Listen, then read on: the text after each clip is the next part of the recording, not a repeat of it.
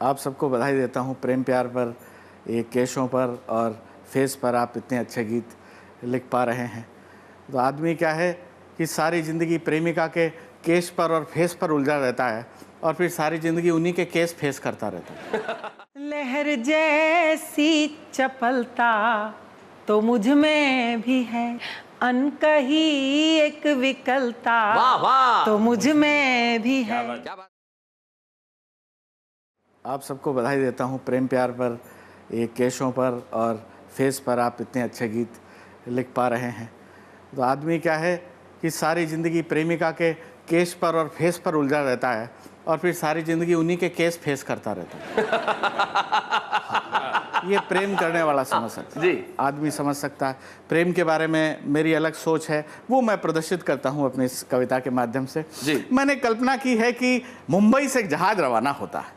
उस जहाज़ में वह तरह तरह के लोग बैठे हैं, कुछ प्रेमी प्रेमिकाएं भी हैं, कुछ नेता हैं, कुछ अफसर हैं, कुछ पुलिस वाले हैं, और वो जहाज़ पूरे भारत का भ्रमण करता है। जी। और जहाज़ में क्या क्या होता है मैं आपसे जुड़ने का प्रयास करता हूँ।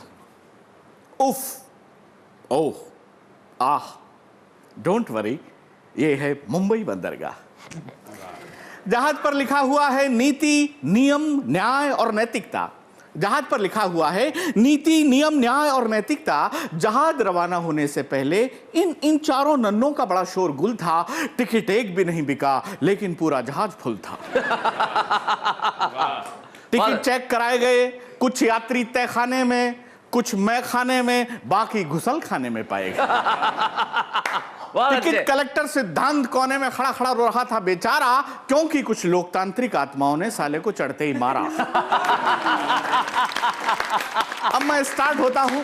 अमेरिका से एक यात्री आता है, स्टैनली मॉरिस नोबल। वो जहाज में एक भव्य मंदिर देखता है, सोचता है भगवान के दर्शन कर लूं, पूरी यात्रा अच्छी निकलेगी। स्टैनली मॉरिस नोबल जो ही भगवान के मंदिर के दर्शन करके नीचे उतरा, तो ही एक चमत्कार हुआ, उसकी चप्पलें गायब थी। मॉरिस नोबल मंदिर की सीढ़ियों पर बैठकर रोने लगा। इतने में ही एक श्वेत धवल स्निग्ध और हिमाच्छादित देवदूत आकर उसे गीता का उपदेश देने लगा। कहने लगा, मां शुचः, शोक मत कर, धैर्य धारण कर, जो होता है वो होता है बिल्कुल सही, मुझे देख मेरी भी गई।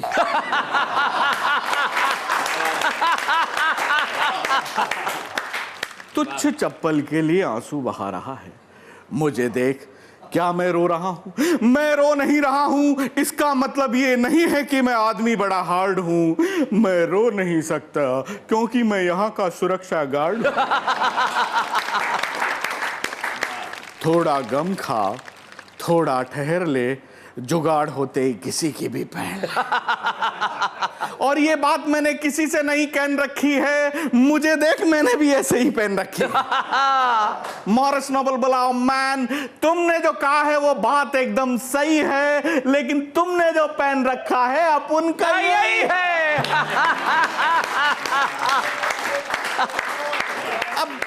अब जहाज में कुछ प्रेमी प्रेमिकाएं होते हैं, नजर जी जैसे, सरताज जी बहुत प्रेमी प्रेमिकाएं, बड़े शानदार प्रेमी, जानदार प्रेमी, राजस्थान के प्रेमी। एक प्रेमी अपनी प्रेमिका से बोला अब की बार मैं तुम्हारी मांग चांद सितारों से भर दूंगा, और जुगाड़ नहीं बैठा तो तेरा कन्यादान कर दूंगा।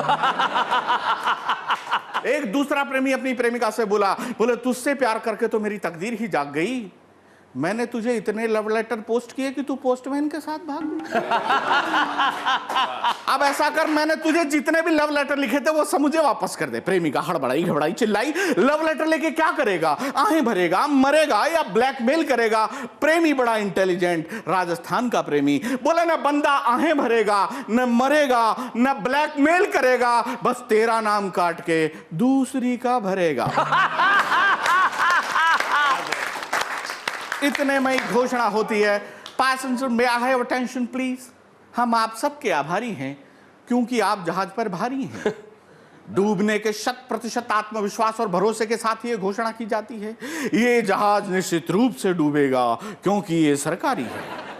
बहुत अच्छे। इसलिए तमाम यात्रियों को सूचित किया जाता है, जिन यात्रियों के पास में भारी, बेकार, फालतू और वजनदार वस्तुएं हों वो तत्काल समंदर में फेंक दे। बहुत बहुत धन्यवाद। ये घोषणा सुनकर यात्री जागने लगे, इधर उधर भागने लगे। एक अमेरिका का यात्री था, उसके पास में बहुत सारे डॉलर्स थे, उसने समंदर में फेंक दिए, बोले हमारे देश में डॉलर्स की कोई कमी नहीं है। एक जापान का आदमी था, उसके पास में बहुत सारे सॉफ्टवेयर कंप्यूटर थे, उसने समंदर में फेंक दिए, बोले हमारे देश में सॉफ्टवेयर कंप्यूटर की कोई कमी नहीं है। एक पाकिस्तान का आदमी था, उसके पास में बहुत सारे हथियार थे, उसने समंदर में फेंक दिए, बोले हमारे देश में हथियारों की कोई कमी नहीं है। एक हिंदुस्तान का भी था।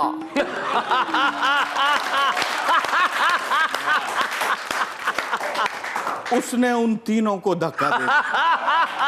अब जहाज के कप्तान ने कहा, ये तीनों तो हमारे मेहमान थे, तूने इन तीनों को धक्का क्यों दे दिया? बोले हमारे देश में आदमियों की कोई कमी नहीं है। अब पुलिस वालों की ड्यूटी थी कि यात्रियों को सुरक्षित नावों से किनारों तक पहुंचाएंगे। पुलिस वाले बोले यात्रियों की ऐसी की तैसी, पहले हम जाएंगे। हम बचेंगे तभी तो तुम्हें बचाएंगे। सारे पुलिस वाले नाव में बैठ गए। नाव की यह स्थिति थी, एक भी आदमी अगर अतिरिक्त बैठ जाता तो नाव डूब सकती थी।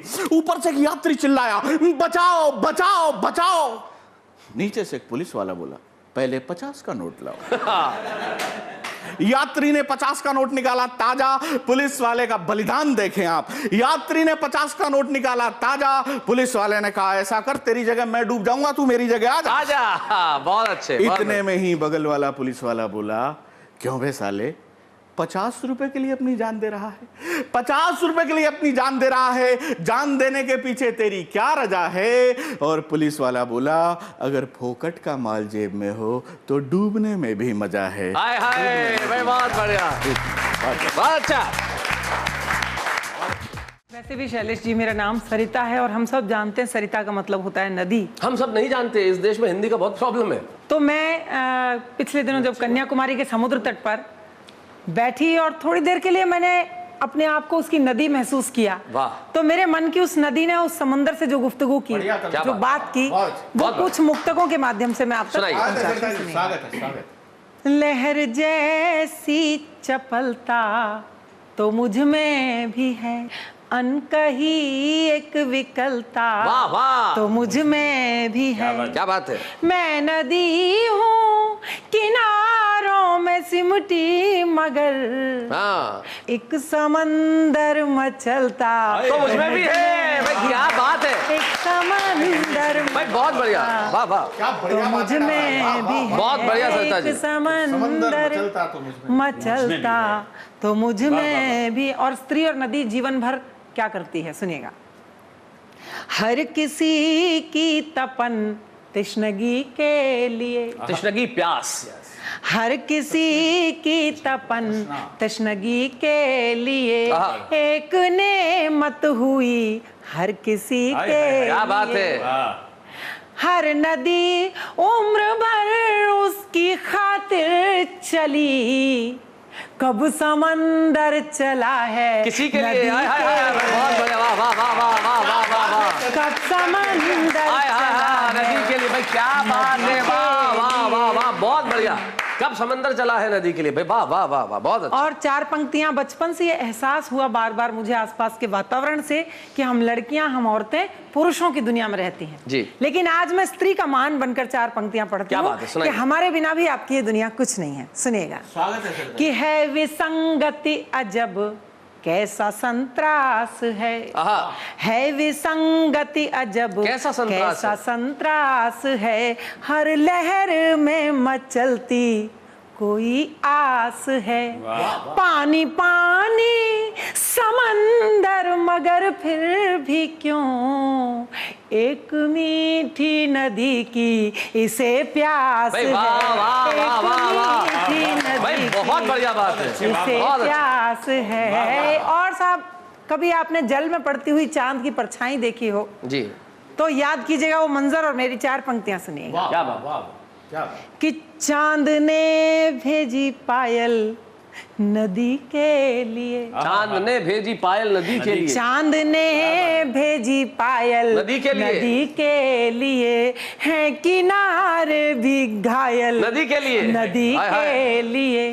पर नदी तो दीवानी समंदर की है, पर नदी तो दीवानी समंदर की है समंदर भी पागल नदी के लिए। हाय हाय हाय, क्या बात है, बहुत बढ़िया।